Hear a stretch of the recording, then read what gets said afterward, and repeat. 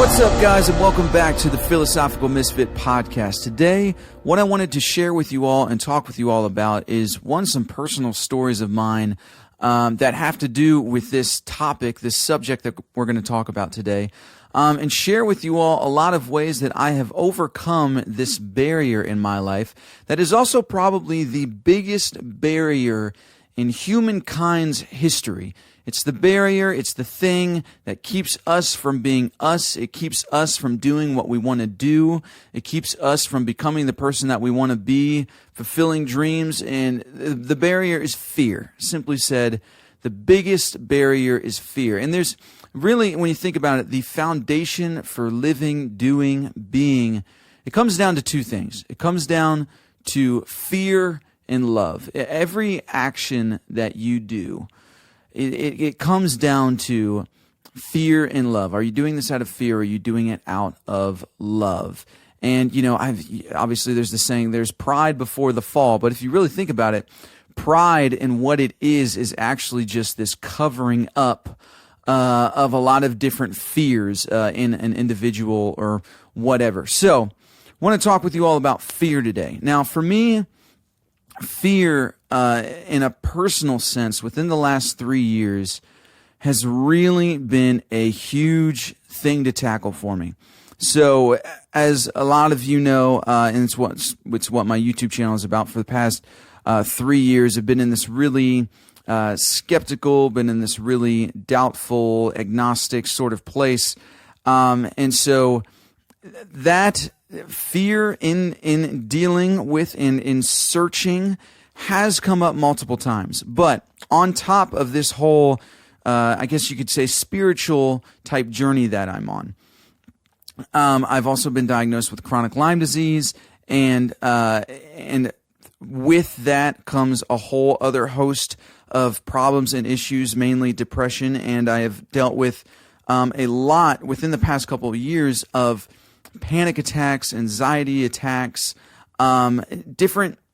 I mean, there was one night that just got so bad and this was about a year and a half into it, where the stress from everything in life, from everything that comes with this spiritual journey, this health journey, along with finances, relationships, just so many things, it all added up, and I had a massive panic attack and had no idea what was happening, thought I was going to have a heart attack.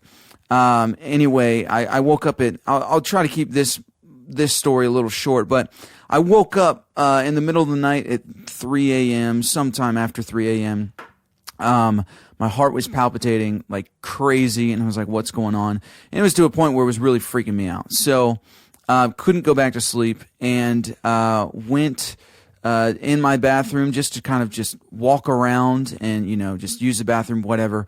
And I blacked out, totally passed out, hit the floor. I think I hit my head. Still not entirely sure about that. I didn't have a bruise on my head, but my head hurt. So I don't know what that was about. But when I came to, I could not catch my breath. And I thought I was going to die. And so I went to the ER. Worst ER experience I've ever had, because the ER didn't tell me I was having a panic attack. Actually, I left the ER with absolutely no information about what happened to me whatsoever, and a $5,000 medical bill. So that was fun. Probably the worst experience with doctors in the hospital I've ever had in my entire life. But this panic that came from everything that was going on in my life, this panic and anxiety, depression, all of it that was happening to me, which now has amounted into severe panic attacks, that was just the first night. This lasted months. It was months and months. I mean, probably 6 to 8 months of me constantly just fearing for my life. I had this constant feeling that I was going to slip and fall out of reality, and I would grab whatever was near me because I was so terrified that I was just going to not leave my body, but just everything, my being was just going to fall back and I was going to die. And every single night, I was at the point where the fear was so strong and so severe in my life. I was afraid to eat. I was afraid to sleep. I was afraid to get up. I was afraid to do anything. I was afraid, every single thing you can think of that's just mundane, everyday stuff. I was terrified because I didn't know if it would trigger a panic attack and that I was going to have to go to the hospital again and deal with all that again. And I say deal with all that. I'm not a fan of, and it's funny because I've been doing this health stuff for a couple of years now, and I've had a number of blood tests done, but I hate needles and I hate getting my blood drawn. I'm cool with shots. I've gotten used to that, which is a part of this story in itself because I wasn't actually okay with having shots and getting shots given to me. But there came a time where my doctor was like, okay, I'm going to send you home with needles, with vials of B12 and immune system boosters, and you're going to have to give yourself shots. So I had to get over that fear pretty quick. So all that to say, that's some of my personal experience, personal story, really shortened up within the last year. But plain and simple, I had to learn how to deal with this fear. I went on anxiety medication I think I was on it for a year and a half, and I actually just was able to get off of it. And now I was able to get off of it, and now I'm back on some other stuff, but, cause of, another host of different problems. But I go back to, because of all of this fear that was in my life, I had to learn how to deal with it. I didn't have a choice anymore of, I can just let this fear be. I can let this stuff build up. I can just forget about it, whatever. Because as much as you want to try to not notice that fear is there, try to not notice that your life is in chaos, as much as you want to try to forget about it, your body doesn't forget about it. Your body holds it in, and it can come out in a number of forms. It can come out in, like, my chest was crazy inflamed. My diaphragm was crazy inflamed, and I could not take in a full breath. It was terrifying. Absolutely terrifying. So I had to learn how to deal with fear. And I was just, where do I even start? And so this gets me to the practicalities of how slowly but surely, now, I'm able to go to sleep with the lights off. I wasn't able to do that for a little over a year. Now I'm able to go to sleep without music playing in the background, soothing music to help calm me down and to get my mind off of breathing. I'm now able to sleep silently in the dark, and I'm not concerned about, getting up, waking up, going to sleep, all the mundane stuff that terrified me. I'm not concerned with that anymore. And it's because of what I had to learn to deal with fear. So everybody knows, like, the saying, face your fears, right? And so this is probably the first thing I had in mind, but there's a problem with this. There's a problem with just simply facing your fears. Because for me, I did not have a choice but to face it. When the anxiety and panic, and I thought I was going to die, I thought I was going to slip out of reality. I mean, dealing with derealization and depersonalization, even, wondering if this is even real, all that crazy stuff. I didn't have, it was in front of me. I was facing it, but it was still happening to me. So I was, it's like, well, where does this go? Because obviously just simply facing the fear doesn't really do it. Isn't doing it for me. I don't face the fear and then I can finally sleep at night. That's not doing it for me. So, my mom actually, gave me this acronym that she found online, and it was AWARE. And when you feel a panic attack coming on, you go through this acronym of AWARE. And the very first letter, A, stands for accept. And I knew as soon as I read that I needed to learn how to accept my fears. Because and I think there's a progression and there's different steps that you have to take when dealing with your fears. First, you have to acknowledge it. And for me, acknowledging it, it was like I couldn't not acknowledge it because of the place that I was at. So you got to acknowledge that you even have fear. And at the same time that you acknowledge the fear that's in your life, then you're pretty much facing it. You can acknowledge it now if it's an emotion. Like for me, I say that because it was more of my body was physically manifesting fear.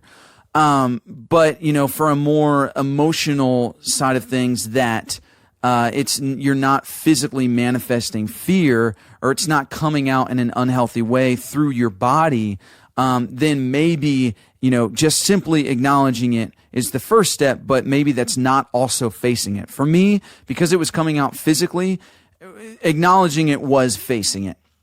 And so that was the first step, but that didn't really do a whole lot for me to get through this chapter of my life that was filled with this crazy, insane fear.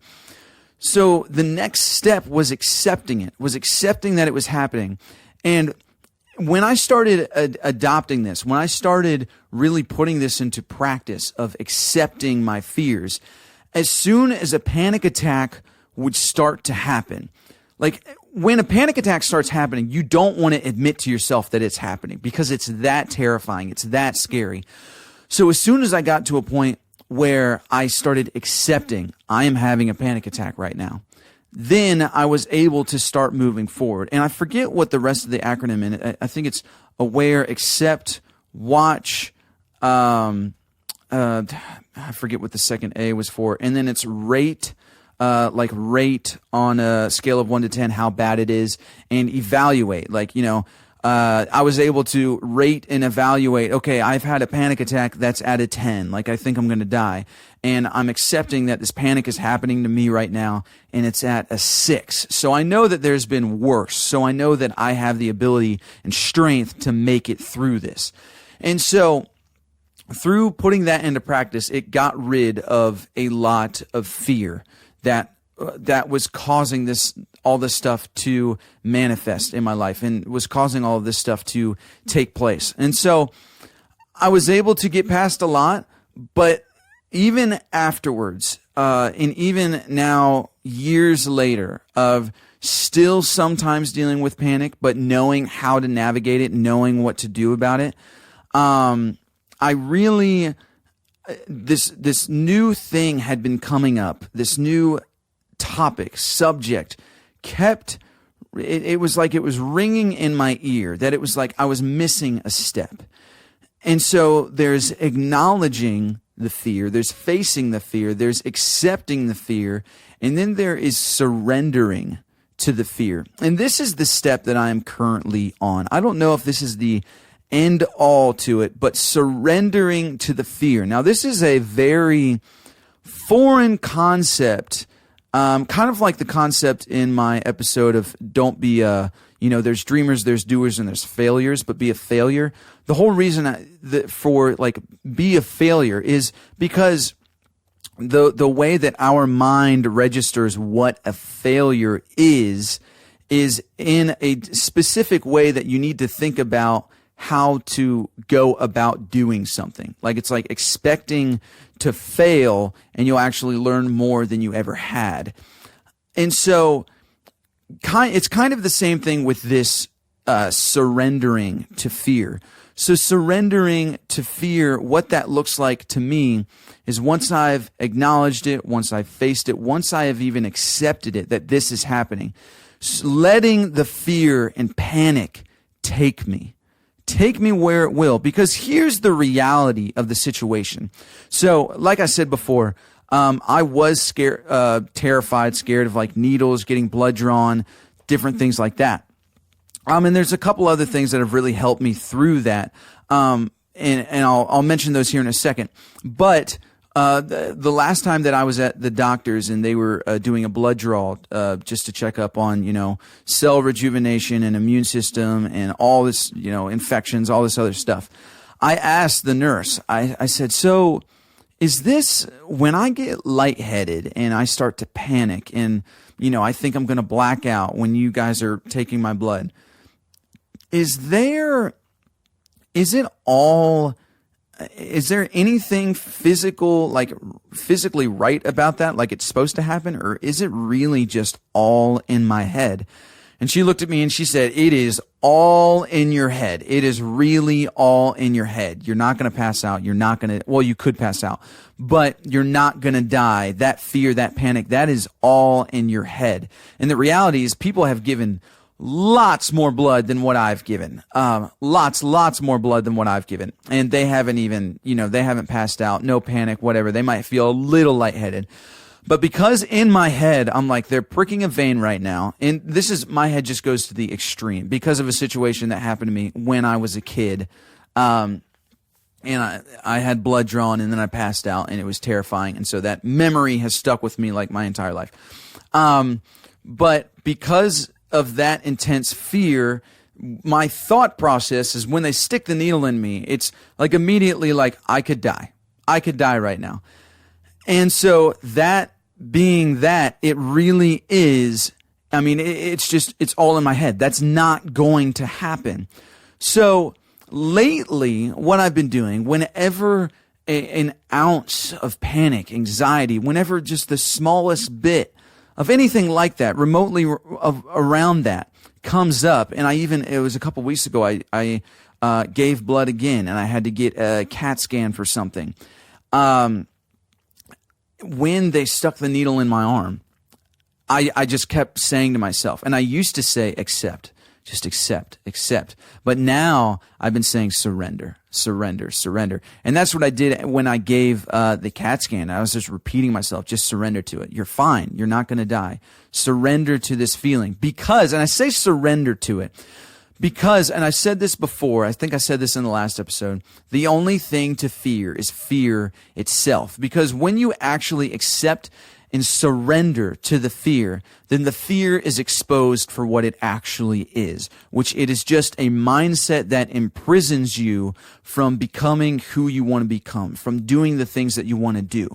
Once it is exposed that it is nothing but a mindset and a choice that you have, then it leaves. It goes away.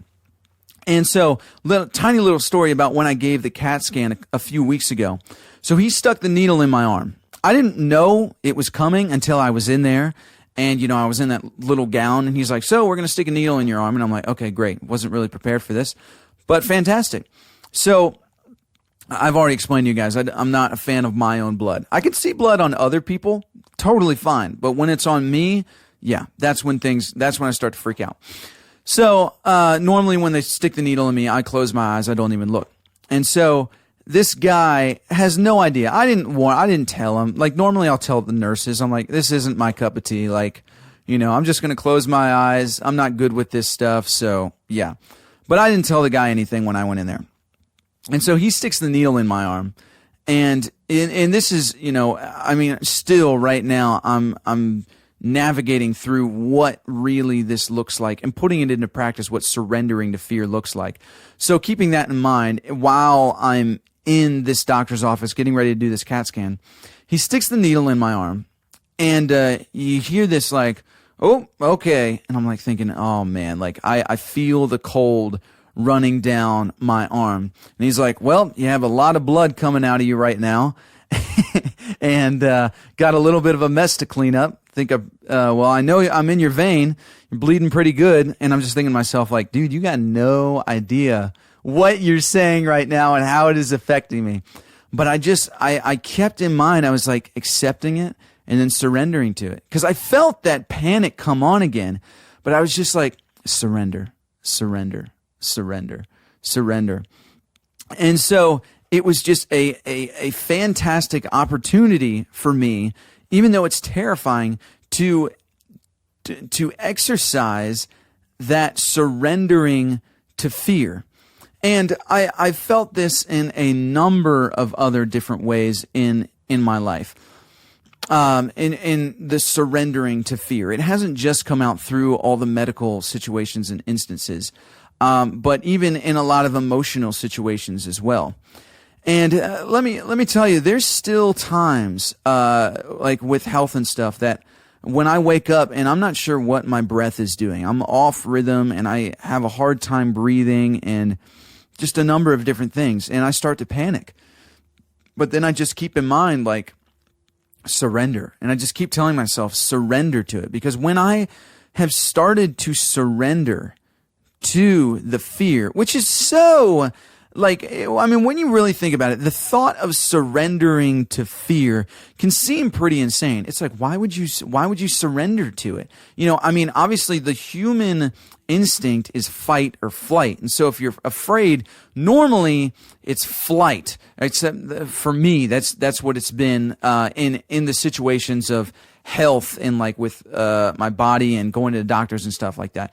Normally it's been flight, but when you choose to not fly, to not flight, and you choose to not fight, because for especially panic attacks and anxiety, like really intense fears, if you fight it, it gets worse. Like even if you acknowledge it and you fight it, it gets worse. But once you're not running from it and you're not fighting it, but you surrender to it, then you just start to ground yourself. That's what I've noticed happening to me, is it's really started to ground me in reality. Because I'm surrendering to the reality of the moment. I'm surrendering to truth instead of the lie and the mindset that's in my head saying, I'm going to die, la da da da da, all this other stuff. So, and you know, with going back now to other ways that's really helped me with fear, it's like meditation. Meditation has been huge in helping me overcome fear, and also the Wim Hof breathing method. I don't know all of the science of it, but I know the Wim Hof breathing method works in a sense of you really do feel more fearless than you were after doing it.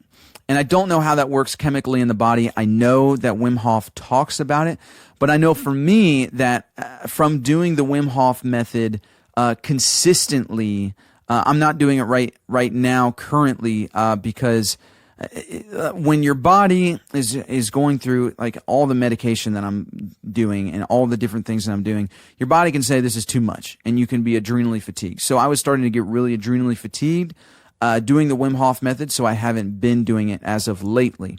But I do want to continue to do it once my body can do it because it really does help. And I noticed that when doing the Wim Hof breathing method, that my fear drastically started decreasing just out of being able to control my breath, to control what was happening to my body and feeling like I had control. And in meditation as well. You know, it's funny that, okay, meditation, it's just one of those things that you sit there and you fully embrace being present in the moment, right? It's not all of that crazy of a thing when you think about it. I mean, there's all sorts of Christians that say it's demonic and satanic, and some people don't like it. But from somebody who still meditates consistently every single day, it has done nothing but good things for me.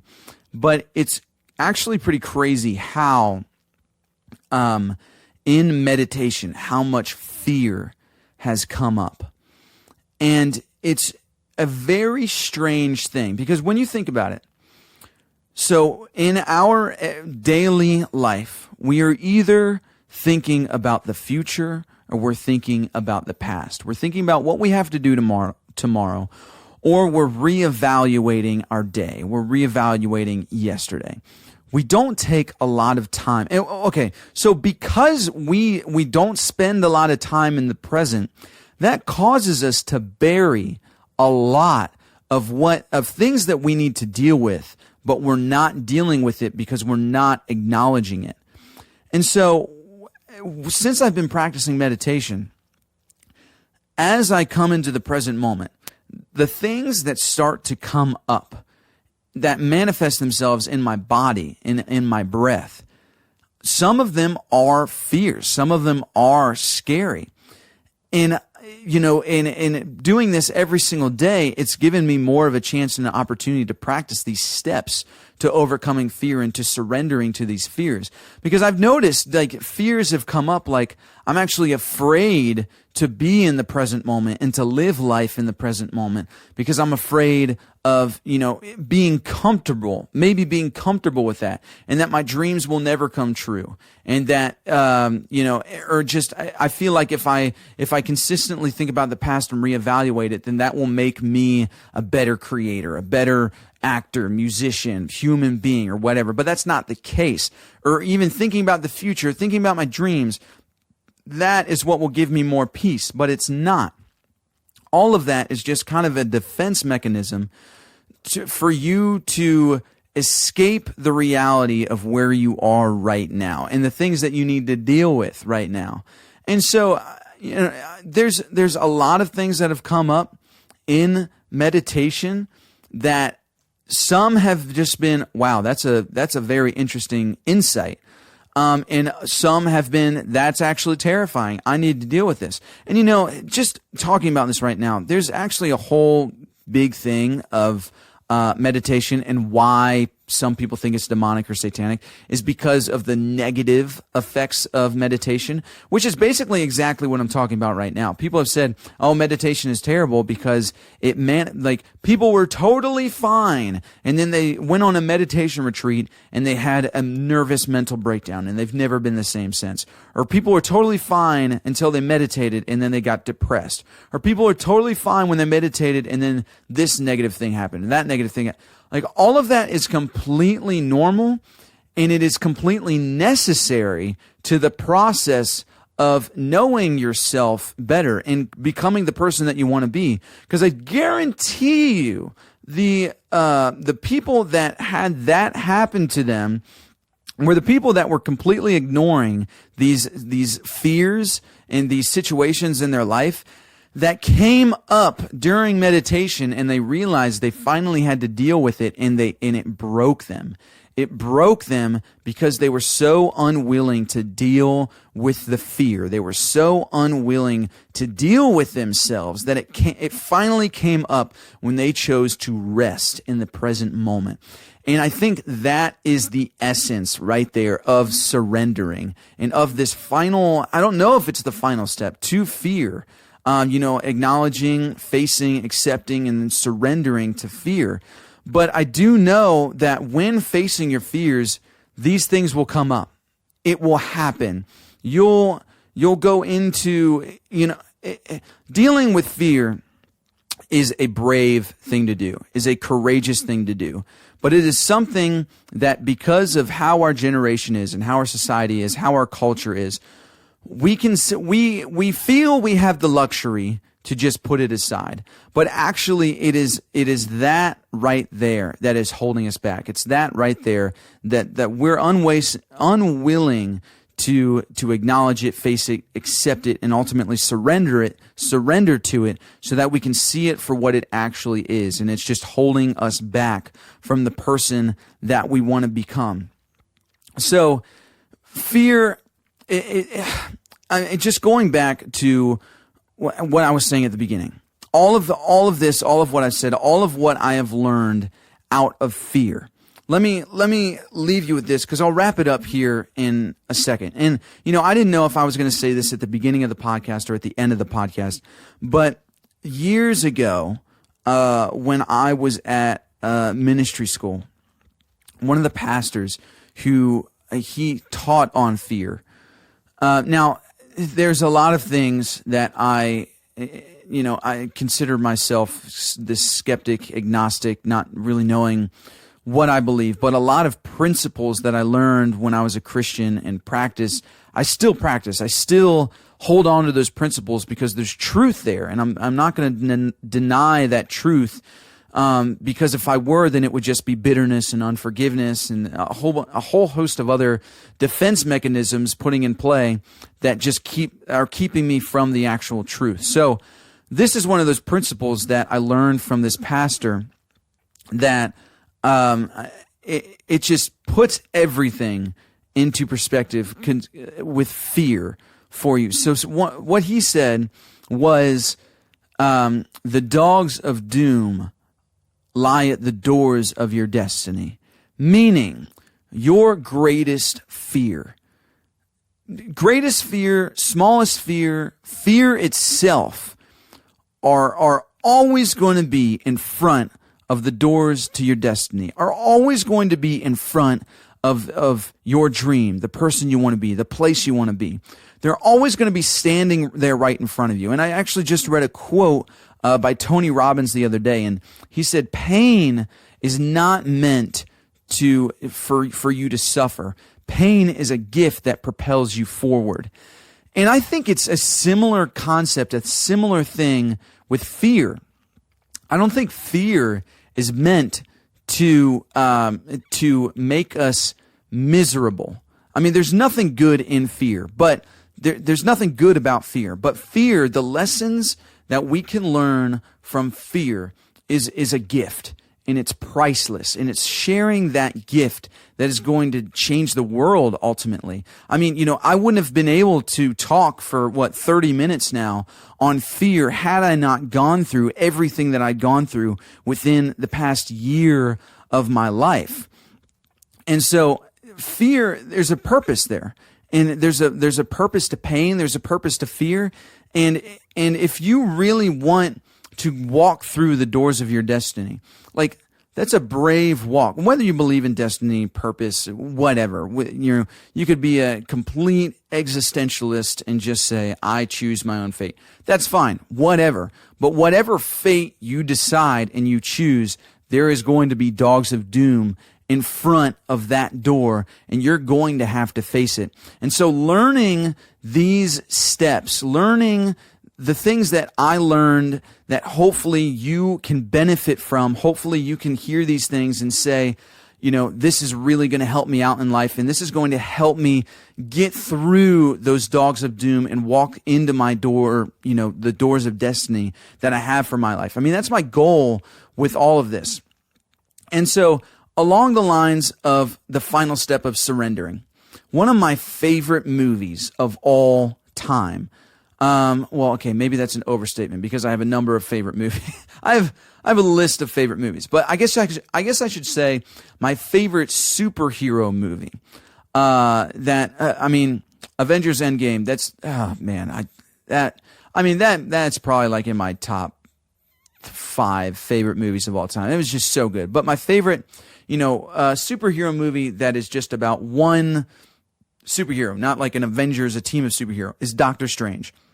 In Doctor Strange, in that movie, when I was going through all this fear, panic, anxiety, everything, when I was going through all of it, I watched Doctor Strange so many times. There was something about that movie in that chapter of my life that was just so real and it was resonating with me so much that I couldn't get enough of it. I would literally watch it twice a day, and just back to back. And I didn't get tired of it, because of the different things that were said in that movie and just how I felt like it just resonated somehow and related to my life. And so my favorite quote from that movie is by the Ancient One. And it completely relates to what I'm saying about fear and surrender. She says, you cannot beat a river into submission. You have to surrender to its current and use its power as your own. And that's exactly what I'm talking about when I talk about surrendering to your fear. It's shedding light, complete light on what fear is and what it's actually doing and the role it's actually playing in your life, which that role is holding you back, it's imprisoning you and keeping you from becoming that person you want to be, keeping you from the dreams that you want fulfilled, all of that. And it's actually shedding light on that. And then once you see it for what it actually is and you surrender to it, then I think it is like that river that you surrender to and you go with the current and you use its power as your own. Years ago, I went white water rafting. There I go. I got it out. I went white water rafting. And when I was whitewater rafting, before we went out onto the river. And oh my God, it was so stupid. I went for a bachelor party, and none of us had been whitewater rafting before. And, there's like 5 levels, and 5 is the highest level. And, I thought we were going to do like something simple, like 2 or 3. And he's like, nah, I went for 5. So nobody'd been whitewater rafting, and we did level 5 rapids. It was great. But, so yeah, it was a fun time. But before we got out on the water, they said, if your raft tips over, if you fall over, normally what people want to do is they want to stand up. They want to take control. They want to have control of the situation. They want to get up out of water. They want to start swimming for shore, whatever. But the current is so heavy that if you try to stand up, if you hit a rock, you can break your legs.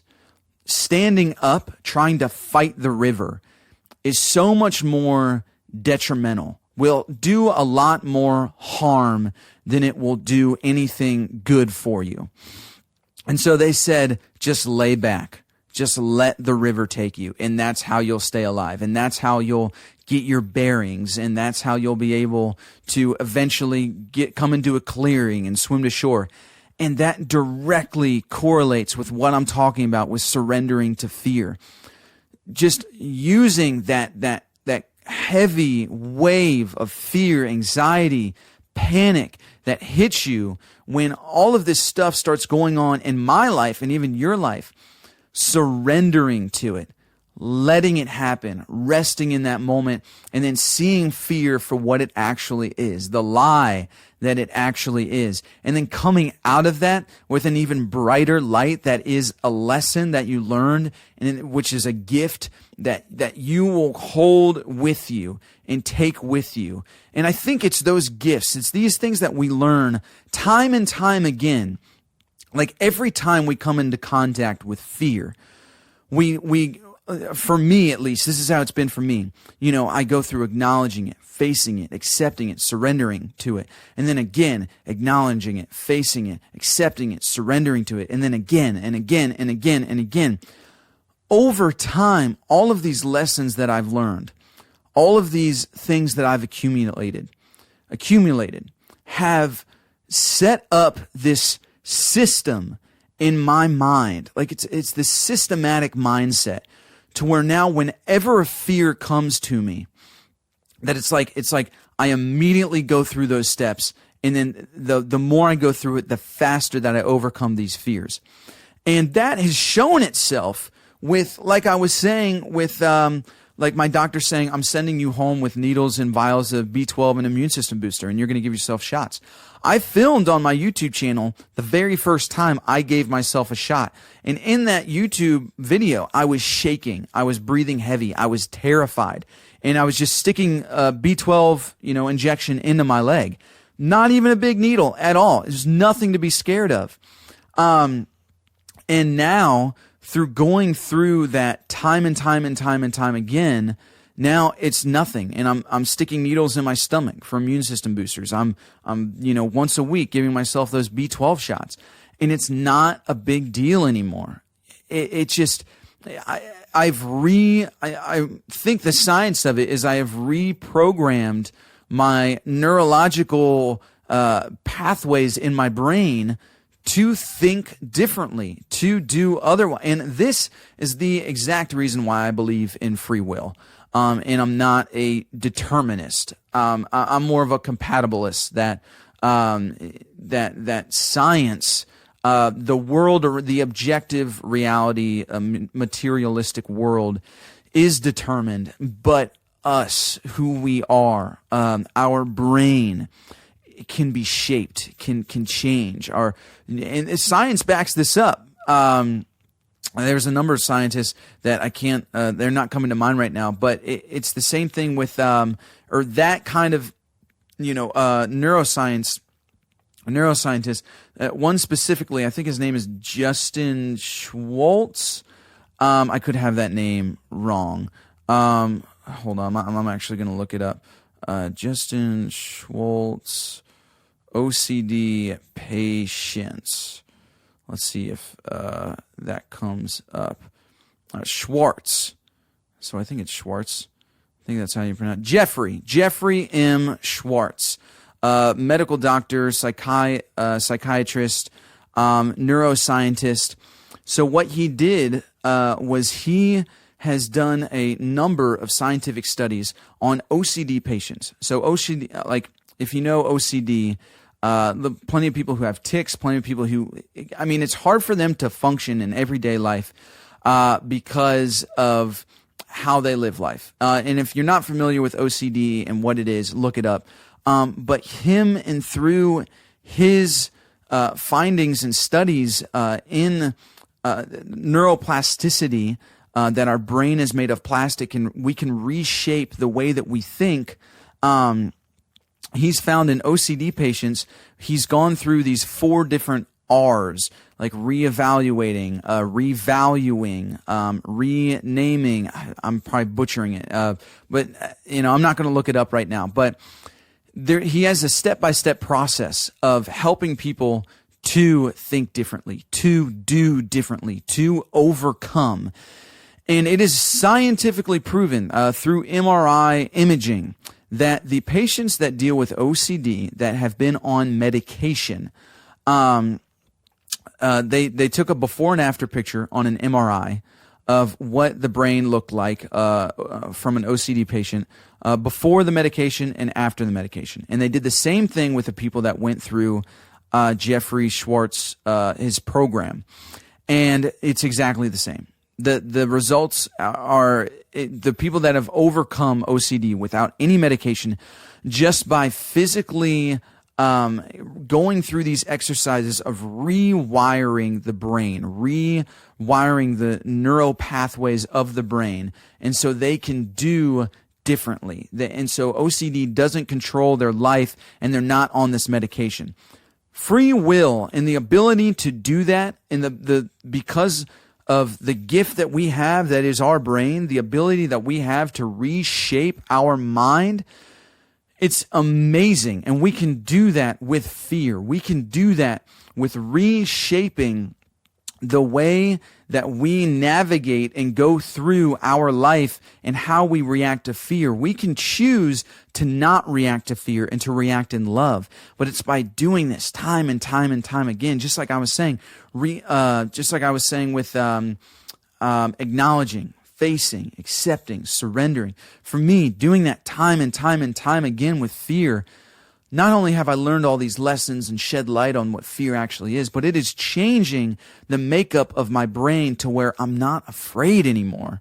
I'm not afraid of going to sleep. I'm not afraid to eat, to talk to different people, to go out in public, at the place that I was at, I wasn't even able to watch TV. I wasn't able to watch movies, to listen to music, making YouTube videos in that time of my life took way too long, took hours, because I had to catch my breath between sentences, because I literally thought I was going to die. I thought I was going to pass out, and just that was going to be it for me. The only way I made it through that time in my life, that chapter in my life, is because I do, free will is a thing, that we do have the ability to shape our minds and to overcome fear, to overcome the strongest barrier that humankind has ever dealt with. The barrier that has kept us from being us. And so I think I'm going to end things right there. And I really want to leave you all with just this thought of overcoming fear is not something that happens overnight.